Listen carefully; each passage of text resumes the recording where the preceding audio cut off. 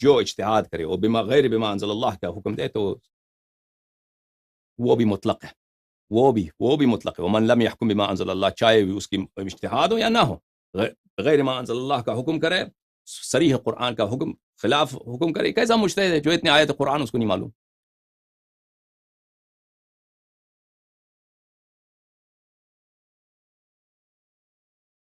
اچھا،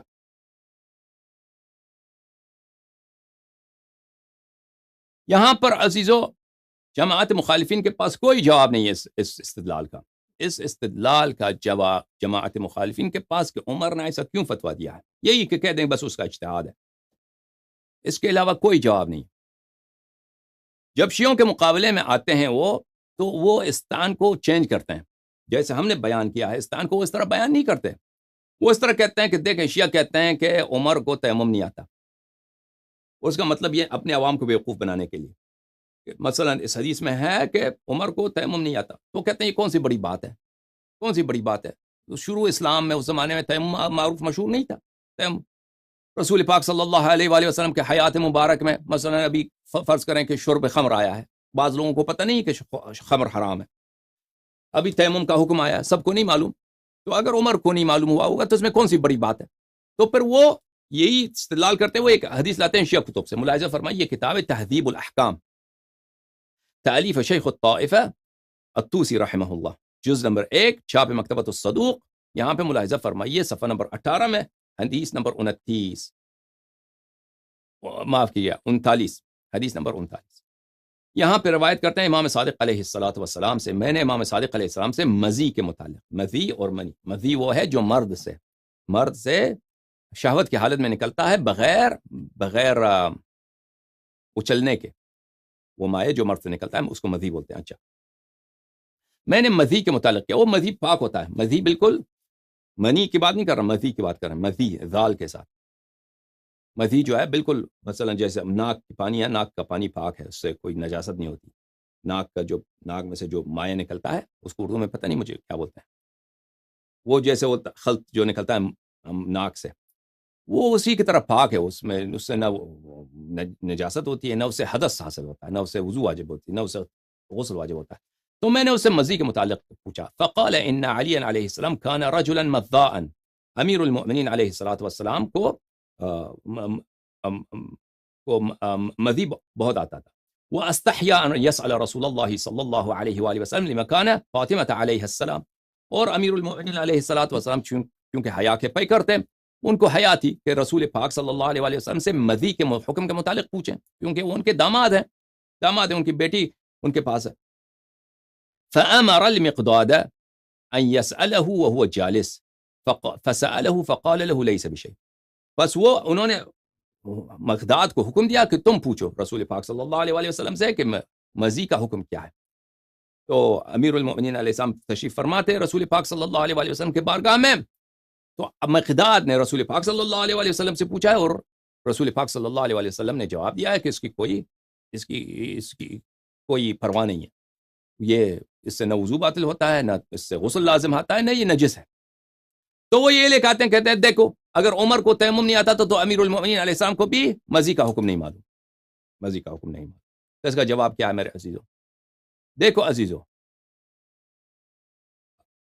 میں نے پھر دہرایا کہ ہمارا تعین یہ نہیں ہے کہ عمر کو حیات رسول صلی اللہ علیہ وآلہ وسلم میں تیمم نہیں معلوم تھا. ہمارا تعین یہ ہے کہ خلیفہ بننے کے بعد، وہ امام بننے کے بعد، اپنے آپ کو امیر المؤمنین کہلانے کے بعد، وہ فتوے دینے کے مقام کے بعد، پھر بھی اتنی واضح بات اس کو نہیں معلوم. کتنی نہیں معلوم؟ آیات قرآن کے خلاف فتویٰ دے رہا ہے، سنت رسول صلی اللہ علیہ وآلہ وسلم کے خلاف فتویٰ دے رہا ہے، اور کافر بننے کے فتویٰ دے رہا ہے. سمجھ میں آ رہی نا بات آپ کو؟ یہ فتویٰ دے رہا ہے، یہ تعین اور ہے.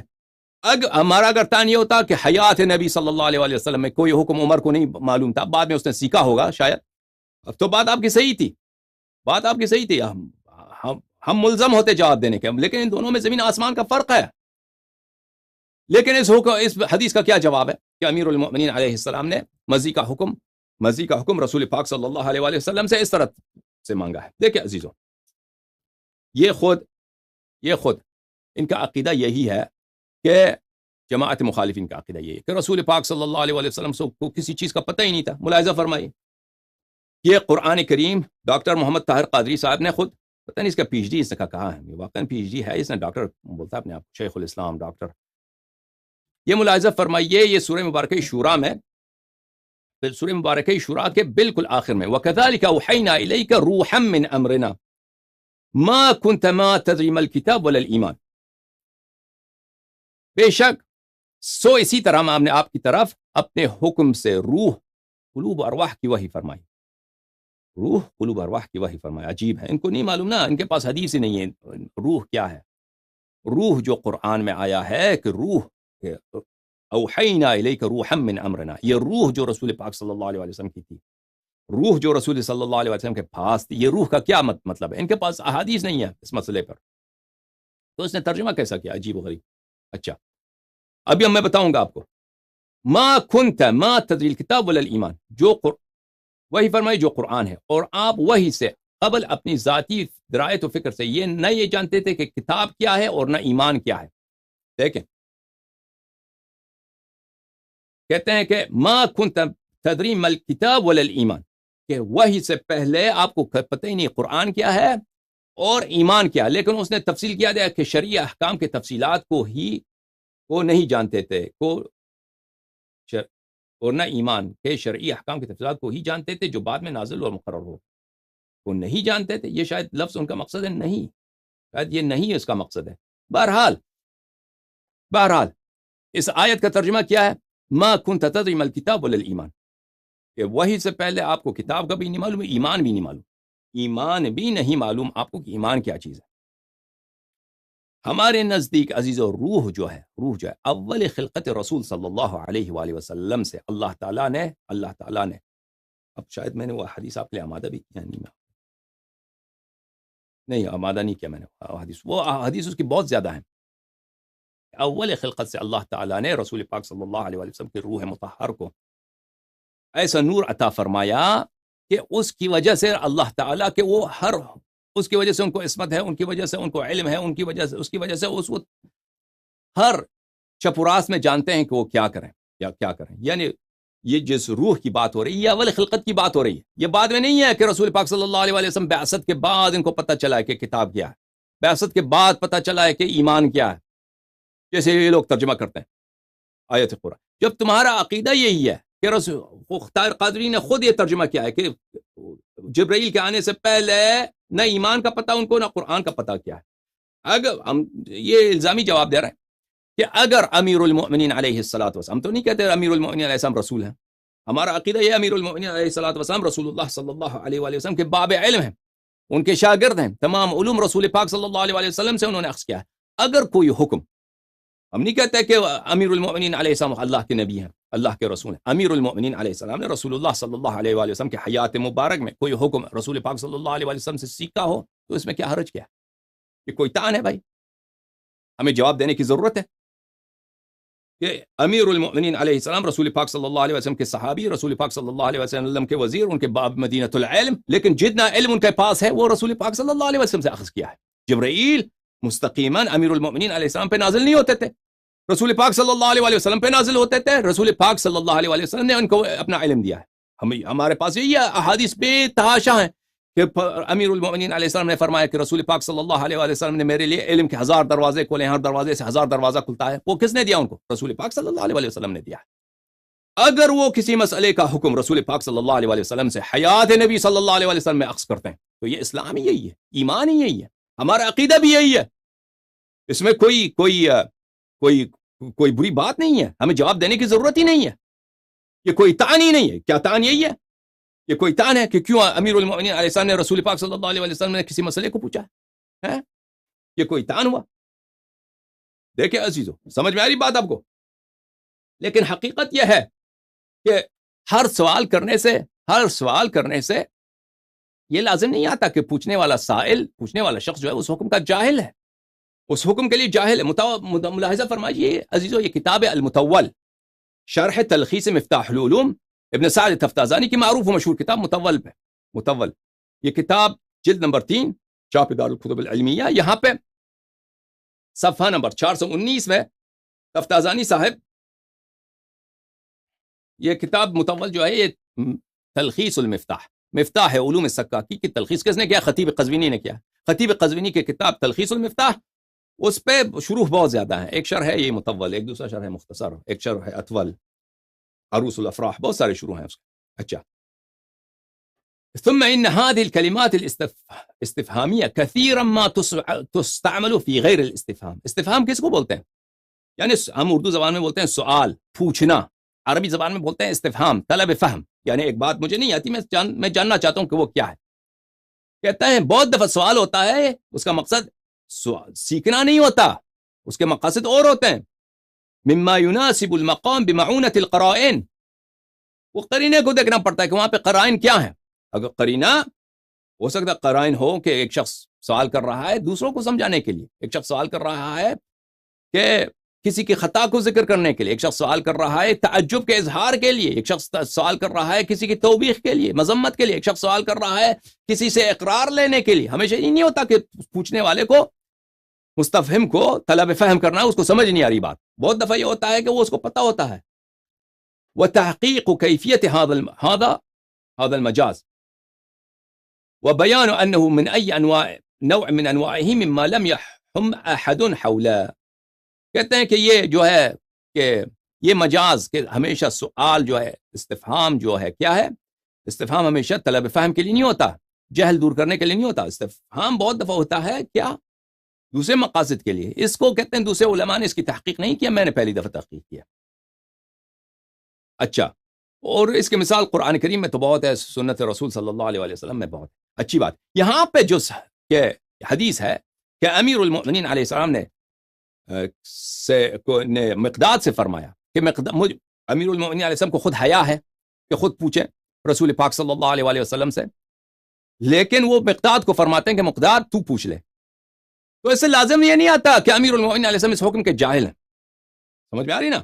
کیونکہ ہمیشہ سوال ہمیشہ جہل دور کرنے کے لیے نہیں ہوتی، اور اس حدیث میں یہ نہیں تھا کہ امیر المؤمنین علیہ السلام کو مزی کا حکم نہیں معلوم تھا، مزی کا حکم نہیں۔ اس میں صرف اتنا ہے کہ امیر المؤمنین علیہ السلام نے مزی خود ان کو حیا تھی کہ رسول پاک صلی اللہ علیہ وسلم سے پوچھیں، اور مقداد سے کہا۔ ہو سکتا ہے کہ امیر المؤمنین علیہ السلام دوسروں کو سمجھانے کے لیے کہ دوسرے صحابہ، دوسرے مسلمین سیکھ لیں کہ مزی پاک ہوا کرتی ہے، تو انہوں نے مقداد سے کہا کہ تو پوچھ لے۔ وہ خود نہیں پوچھنا چاہتے تھے کیونکہ ان کو خود حیا ہے، وہ خود داماد ہیں رسول پاک صلی اللہ علیہ وسلم سے، کہ تاکہ لوگ بات کا بتنگڑ نہ بنا دیں۔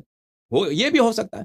اگر مان بھی لیں، کہیں سے ثابت بھی ہو جائے، چلیں امیر المؤمنین علیہ السلام اس مسئلے کے حکم جاننے کے لیے انہوں نے رسول پاک صلی اللہ علیہ وسلم سے انہوں نے استفسار کیا ہے، کوئی بات نہیں ہے، کوئی بات نہیں ہے، اس میں کوئی جھجک نہیں ہے کہ جب آپ خود کہتے ہیں کہ رسول پاک صلی اللہ علیہ وسلم کو بہت سارے مسائل نہیں آتے تھے جب تک جبرائیل اللہ کی جانب سے اس کا جواب نہیں لے کے آتا، تو امیر المؤمنین علیہ السلام رسول پاک صلی اللہ علیہ وسلم کے باب مدینۃ العلم اور ان کے شاگرد ان سے سیکھنا چاہتے ہیں، ٹھیک ہے نا؟ تو اس میں کوئی عیب ہی نہیں ہے، اس میں کوئی جواب دینے کے لیے ہمیں کوئی ضرورت ہی نہیں، اس میں کوئی جھجک ہی نہیں ہے۔ ہم عمر پہ جو تعین لگاتے ہیں، عمر کا تعین یہ ہے کہ وہ خلیفہ بننے کے بعد بغیر ما انزل اللہ وخلافا لسنت رسول اللہ صلی اللہ علیہ وسلم فتویٰ دے رہا ہے۔ ومن لم يحكم بما انزل اللہ فاولئک هم الکافرون۔ بات صحیح ہے، واضح ہے عزیزو بات، ٹھیک ہے نا؟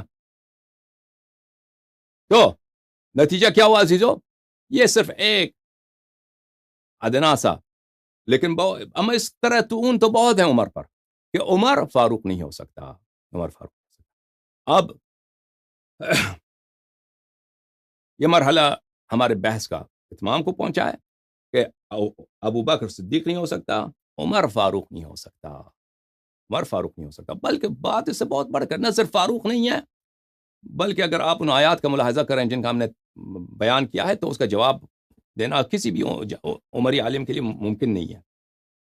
بات اس سے بہت آگے ہے، نہ صرف کہ وہ فاروق نہیں بلکہ اس کا خلافت بھی باطل ہے۔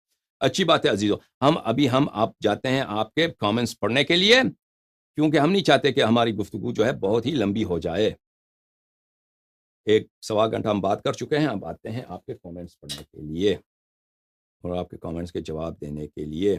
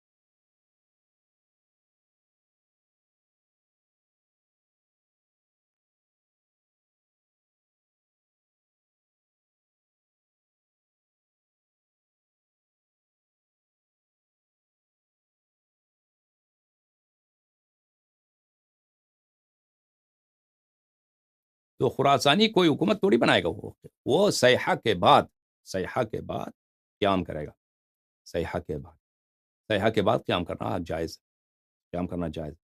اور وہ نائب خاص ہے امام علیہ السلام، نائب خاص جو ہے یعنی اس کے خاص گفتگو، بلکہ اس کے لشکر میں امام زمانہ علیہ السلام موجود ہیں، لوگ اس کو نہیں جانتے ہیں، ان کے لشکر میں امام زمانہ علیہ السلام غائب کے طور پر، وہ خود جانتے ہیں، خراسانی جانتے ہیں، لوگ نہیں جانتے ان کو، تو ان کا سارا کام سپرفیشن ڈائریکٹلی امام زمانہ علیہ السلام کے ہاتھ میں ہے۔ اور ہم ان کی بات نہیں کر رہے، ہم کہتے ہیں قیام آسمان سے صحیحہ تک سننے تک۔ روایات میں بھی یہی ہے کہ امام علیہ السلام نے فرمایا کہ جب تک تمہیں آسمان سے صحیحہ سنائی نہ دے تو تم زمین پہ، تم اپنے فرش کے، اپنے گھر کے فرش رہو، اپنے گھر کے جس طرح فرش اپنے گھر سے نہیں نکلتا تم اس طرح قیام نہ کرو۔ پہلی بات تو یہ، پہلی بات یہ۔ دوسری بات یہ نہیں ہے کہ خراسانی حکومت بنائے گا، خراسانی قیام کرے گا، ٹھیک ہے، انقلاب کرے گا، خروج کرے گا، ٹھیک، یہ بات بالکل صحیح۔ اس کی حکومت بننے کی ہم نے کہیں نہیں سنا کہ وہ حکومت بنائیں گے، وہ قیام کرے گا، اس قیام کی صحت کیا ہے، وہ صحیح کے بعد قیام کریں گے، ٹھیک ہے۔ دوسری بات یہ ہے کہ وہ امام زمانہ علیہ السلام کے نائب خاص ہیں، نائب خاص کے لیے وہ خاص حکم ملتا ہے، ہم نائب خاص نہیں ہیں، ٹھیک ہے۔ ہمارے لیے کیا حجت ہے؟ ہمارے لیے وہی حجت ہے جو احادیث و روایات میں ہے۔ اس کے علاوہ خراسانی کے لشکر میں امام زمانہ علیہ السلام خود موجود ہیں، تو بات ہی اور ہے۔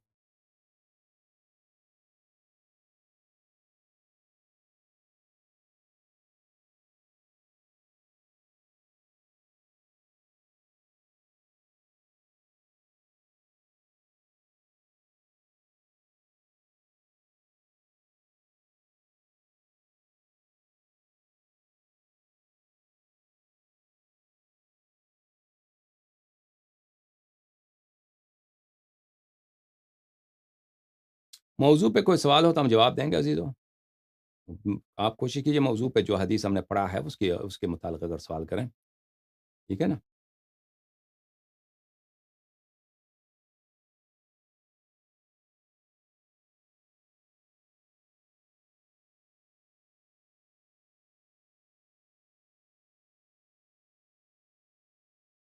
یہ شخص ملعون نے ہمارا بہت وقت ضائع کیا ہے، بہت اس سے بات رہی، وہ بالکل موضوع پہ، قوانین پہ، موضوع پہ ہم متحد ہوئے، پھر اس کے بعد وہ بکر گیا کہ میں مناظرہ نہیں کرتا، اور بعد میں اسے مشہور کرایا کہ ہم نے مناظرہ نہیں کرتے۔ تو جو لوگوں کو پتہ ہے، جن لوگوں کو پتہ ہے، وہ جو ہمارے ان سے درمیان بات ہوئی ہے، وہ ان سے پوچھ لیں، یہ بہت ہی جھوٹا آدمی ہے، یہ کبھی ہم سے مناظرہ یہ لوگ نہیں کریں گے، اور پھر اس کی اہمیت ہی کیا ہے؟ وہ اب یہ ان لوگوں کی کیا منزل سے جاہلوں سے مناظرہ کریں، پر جھوٹ بولتے ہیں، جھوٹ بھی بولتے ہیں، مناظرہ نہیں کرتے یہ لوگ۔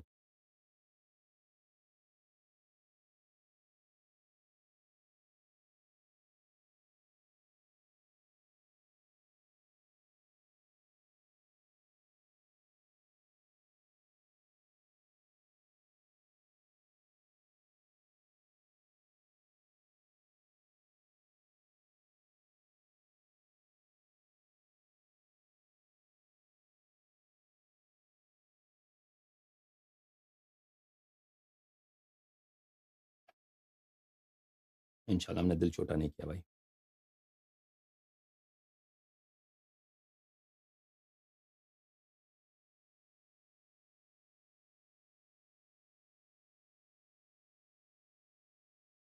اچھی بات ہے، اس کا جواب دیں بھائی۔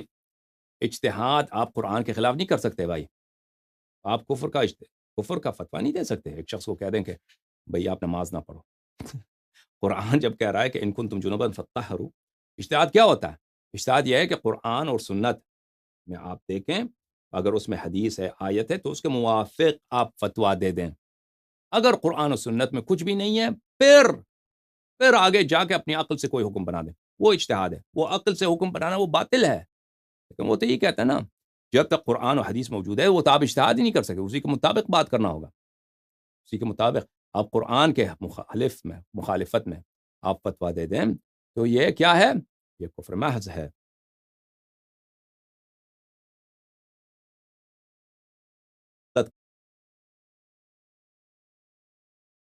اجتہاد کا جواب آ گیا آپ کو، یہ اجتہاد نہیں ہو سکتا اس طرح۔ کہ اب کوئی مولوی فتوا دے دے کہ تم نماز نہیں پڑھو، نکاح بغیر نکاح کے تم کسی عورت کے ساتھ ہم بستر ہو جاؤ، یہ کوئی کہہ دے یہ تو کفر ہے بھائی، ٹھیک ہے نا. کوئی فتوا دے دے کہ تم لواط تمہارے لیے، کہہ دو یہ میرا اجتہاد ہے، جہنم میں جائے ایسا اجتہاد.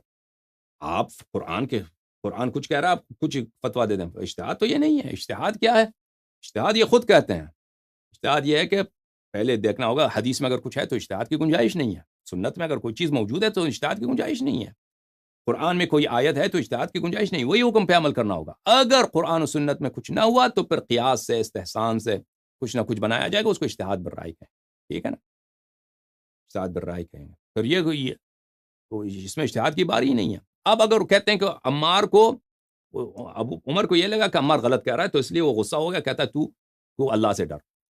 جب ان کا اپنا عقیدہ یہ ہے میرے عزیزوں کہ صحابہ کی جرح نہیں ہوتی، صحابہ کی جرح نہیں ہوتی، صحابہ حدیث میں غلط بیان ہی نہیں کر سکتے.